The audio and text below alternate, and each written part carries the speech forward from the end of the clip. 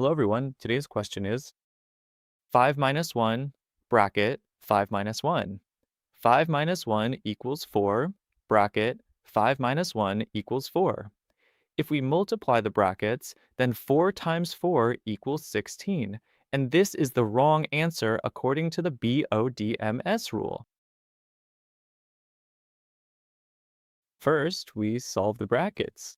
After that, we handle division and multiplication, then addition and subtraction, and division and multiplication have the same priority.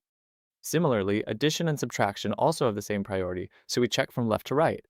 Now, in the bracket, we solve 5 minus 1 equals 4. 5 minus 1 inside the bracket becomes 4. Now, when we solve further, we remove the bracket and multiply. So 1 times 4 equals 4. So 5 minus 4 equals 1. This is the right answer.